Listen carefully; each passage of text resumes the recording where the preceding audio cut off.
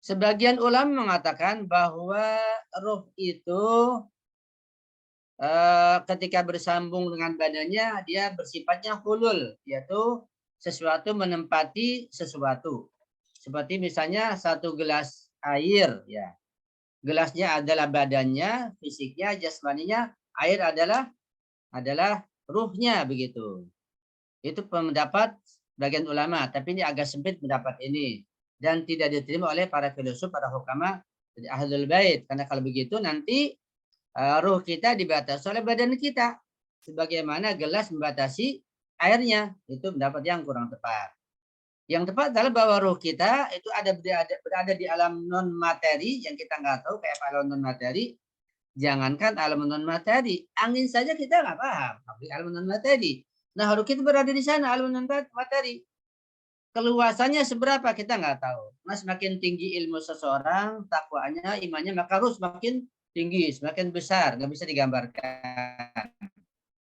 Kemudian ujung akhirnya, bongkonya paling akhir bersama materinya itu fisik kita. Jadi fisik kita ini adalah materi yang paling akhir yang bersambung dengan bagian bawah ruh kita.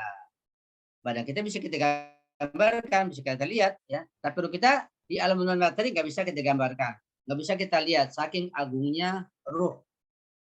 Itu pendapat yang kedua. Ya, karena itu ketika ada seminar tentang hubungan ruh dengan badan, hubungan seminar internasional pernah diadakan di KUM. Nah, para filosof dari Barat, para profesor nggak mampu untuk memberikan penjelasan, tapi ulama Iran mampu memberikan penjelasan hubungan ruh dengan fisiknya. Nah, jadi singkat kata bahwa yang punya kekuatan itu ruh kita, fisik kita nggak punya kekuatan. Itu perlu kita pahami dengan baik. Sumber kekuatan, pemilik kekuatan adalah ruh kita. Fisik nggak punya kekuatan. Fisik hanya sebagai alat saja.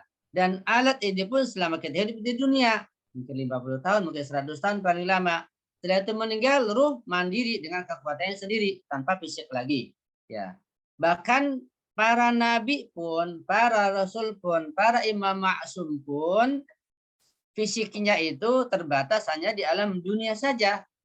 Setelah kiamat kubro terjadi, ada hisab, ada surga neraka, fisik ditinggal semuanya. Nanti ke fisik yang lain, bukan fisik ini. Begitu. Paling banter sampai kepada rojaah namanya. Nah, rojaah pun sangat dalam bahasanya, dan roja tidak dibahas di ahli sunnah, padahal ada di Al-Quran, ayat-ayatnya, hadisnya. Bahasan roja sangat penting juga. Jadi jasad kita ini, jasad orang beriman, jasad para nabi, ya, ujung-ujungnya sampai rojaah nanti. Di masa kejayaan orang-orang yang beriman. Roja juga penting. Setelah kiamat kubro, fisiknya tuh habis, ya. Kullu man 'alaiha fan, semuanya akan hancur. Fisik matahari, fisik rembulan, ya, fisik planet-planet, fisik kita, fisik semua mati akan hancur. Setelah kiamat kubro, di sana hanya ada ruh dan fisik lain, namanya badan-badan barzakhi. Ya. Dan mengenai kekuatan ruh, pernah saya jelaskan bahwa ruh punya 4 kekuatan. Itu menurut kitab di Jami'us Sa'adat, ini kitabnya nih, ya. Ini kitab Jami'us Sa'adat, saya baca. Menurut Ayatullah Muhammad Mahdi Andiraqi, ruh kita punya 4 kekuatan. Ya.